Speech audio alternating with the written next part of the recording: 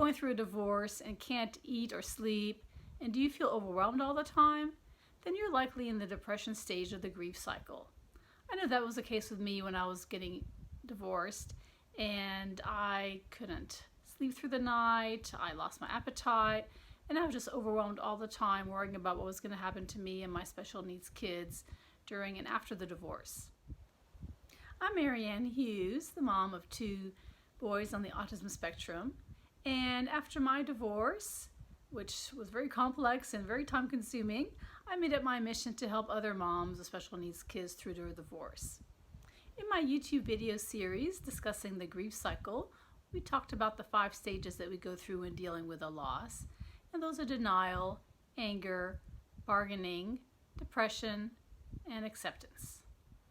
These 5 stages of the grief process were described by Dr. Elizabeth Kubler Ross, a psychiatrist who in 1969 published On Death and Dying. And it turns out the grief process applies not only to those who are dying, but also those dealing with any kind of loss or traumatic event in their lives. As you come out of the bargaining stage and the reality sets in about being single or soon to be single, depression can set in. In the depression stage, you might experience hostility, helplessness, overwhelm, and difficulty sleeping and eating, and overall fatigue.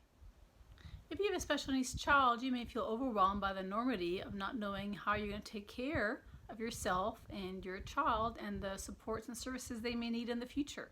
You don't know what the future has in store for you, and you may feel sad and reminisce about the good times that you and your spouse had during your marriage.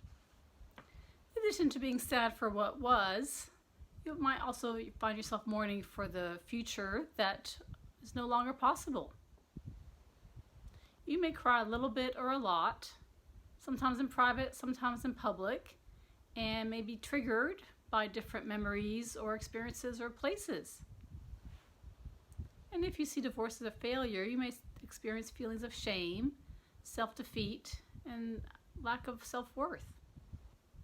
Depression can be the longest and most difficult stage, but it helps to get through the stage by engaging in self-care and seeking out the support of family, friends, support groups, and therapists.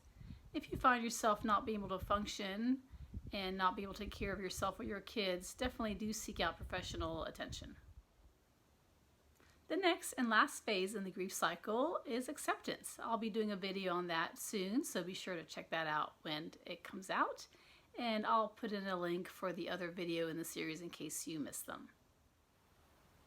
And remember, the phases of the grief cycle are not always linear. You may circle back, you may repeat them, you may be stuck in one phase longer than others, but know that there is hope at the end, and I look forward to supporting you in your journey. Stay strong and be safe. Bye-bye.